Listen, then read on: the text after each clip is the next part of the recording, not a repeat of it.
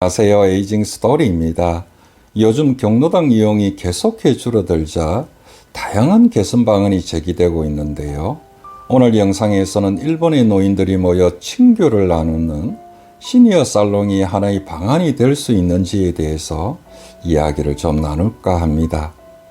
우리 언론은 경로당을 두고 노인 천국이라고 불리는 일본에조차도 없는 우리의 경로 사상이 담긴 노인 여가시설이라고 보도하고 있습니다만 경로당 운영 실태를 보면 꼭 그렇다고 말할 수는 없을 것 같습니다.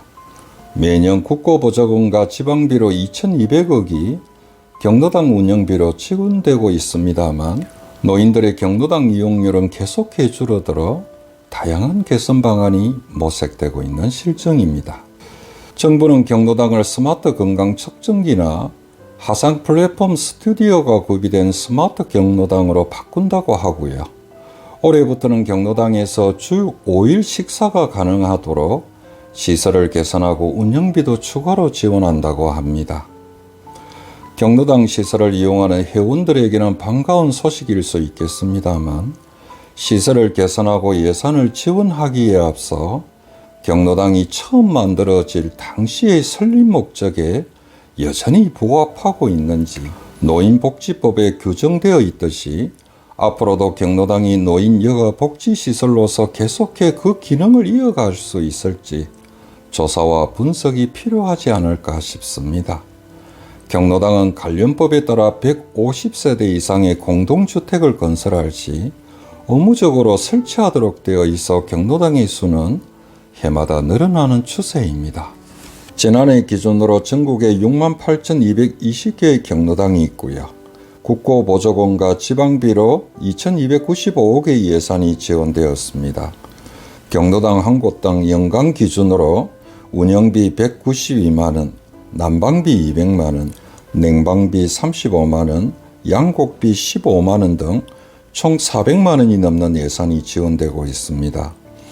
물론 경로당이 지역에 함께 나이 들어가는 노인들의 쉼터로서 교류의 장으로서 그 기능을 계속해 수행한다면야 2,200억이 아니라 그 이상을 들였어도 유지되어야 할 것인데요. 조사 자료나 언론의 취재 내용을 보면 그렇다고 단정해 말할 수는 없을 것 같습니다. 보건복지부의 노인 실태조사에 따르면 2022년 기준으로 경로당을 이용하는 노인의 비율이 28.1%로 조사되었는데요. 노인 10명 중 2~3명 정도가 이용한다는 의미입니다. 이용자를 나이대별로 살펴보면 82세 노인의 이용률이 47%로 가장 높은 반면에요. 60~70대 이용자는 소수에 불과했습니다. 75세에서 79세가 37.9%고요.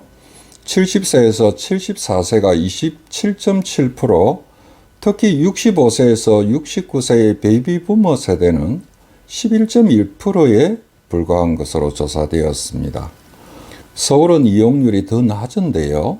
서울시에 따르면 올해 3월 기준으로 서울 관내 경로당은 3,600개에 달하지만 이용률은 7%에 불과한 것으로 나타났습니다. 전국 평균의 4분의 1 수준에 불과합니다.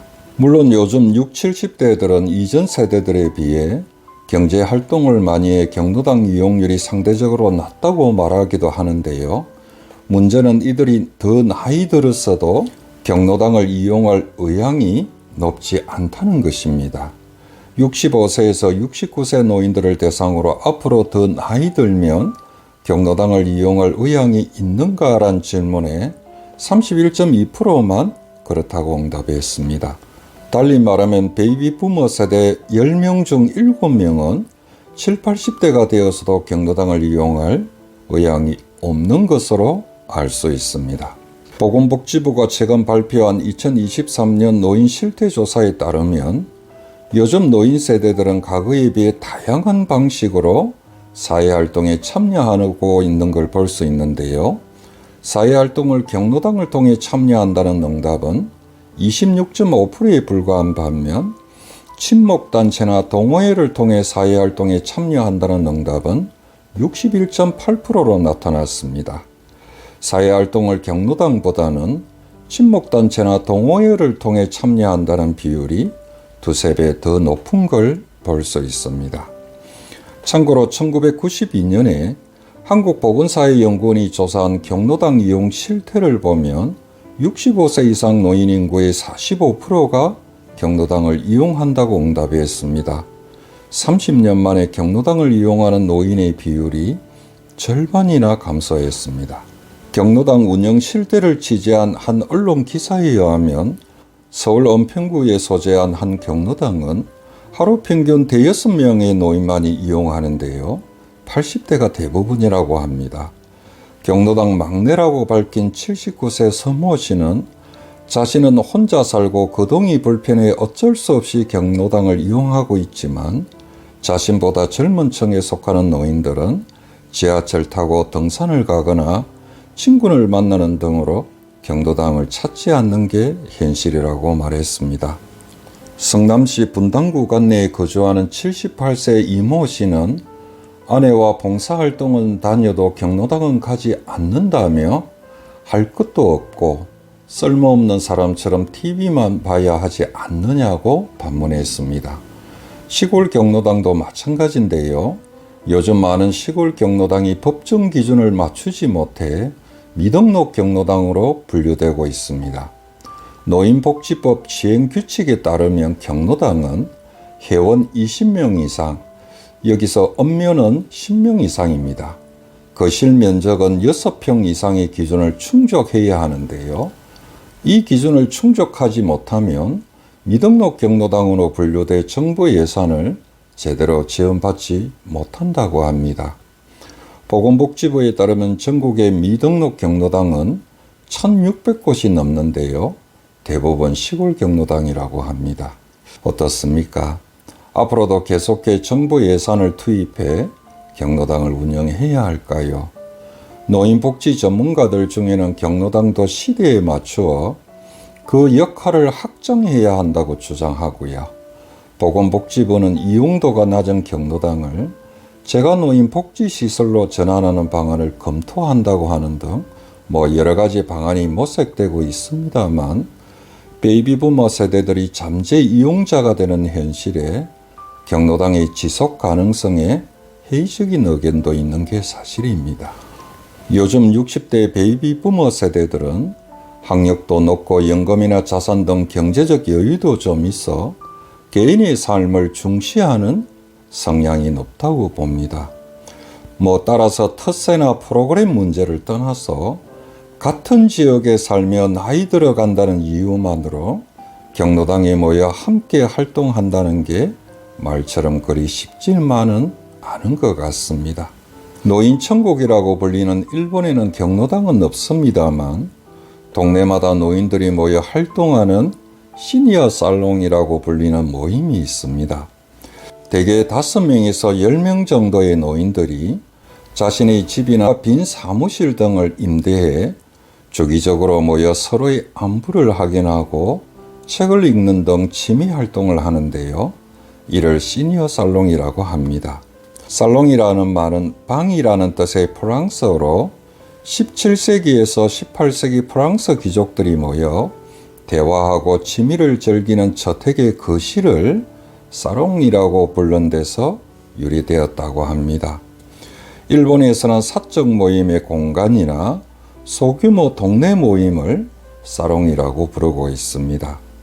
시니어 사롱도 그 수가 6만여 개나 된다고 합니다.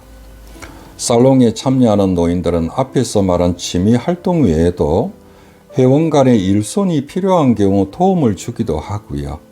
회원 중에 누가 아프면 병원에 함께가 입퇴원을 돕기도 한다고 합니다. 이처럼 노인들의 살롱 활동이 건강에 도움이 되는 것은 물론 독거 노인들의 고독사 예방에도 도움이 된다고 알려져 일본 자치단체들은 운영 경비 일부를 지원하는 것은 물론 적극적으로 공간 대여도 지원해 주고 있습니다. 어떻습니까? 일본의 시니어 살롱은 같은 지역에 거주하는 노인들이 자발적으로 모임을 만들어 활동하고 자치단체가 운영비 일부를 지원하는 구조인데요. 우리나라는 정부와 자치단체가 운영비를 지원하는 경로당에 지역 거주 노인들이 회원으로 가입해 활동하는 구조입니다. 일본의 시니어 사롱이 우리 경로당보다 좀 더 회원 주도적이라고 할 수 있을 것 같습니다. 앞에서 말씀드린 기존 경로당을 개선하는 방안도 있을 수 있겠습니다만 보건복지부의 검토안처럼 장기적으로 경로당을 재가노인 복지시설 등으로 전환하고 일본의 시니어 살롱처럼 지역 노인들이 자발적으로 만들어 활동하는 모임에 운영비 일부나 공간 대여를 지원하는 방안도 한번 참고해 볼 필요는 있을 것 같습니다. 우리나라에도 유사한 운영 사례가 있는데요. 대구의 한 구청에서 일본 시니어 살롱이 착안해 지역 노인 복지관 건물 내에 시니어 살롱 공간을 만들어 지역 노인들에게 대여해 주고 있다고 합니다. 끝으로 한 언론사의 베이비 부모와 경로당의 어색한 만남이란 칼럼을 소개하며 오늘 영상을 마무리할까 합니다. 대한노인에는 중앙회 밑에 244개소의 지회와 2255개의 분회가 있고요. 전국 68,220개의 경로당과 세계 12개국 20개소의 지부를 둔 방대한 조직입니다. 문제는 이 방대한 조직이 국민의 세금으로 운영되고 있으나 그 특성상 권위적이고 경직된 조직 문화로 인해 시대를 쫓아가지 못하고 여러 가지 문제를 노출하고 있습니다. 중요 사상을 내세우고 예산만 소비하며 사회의 의타적인 모습으로 부담만 주는 노인이 되어서는 안 될 것으로 봅니다. 오늘은 여기까지 하겠습니다. 시청해 주셔서 감사합니다.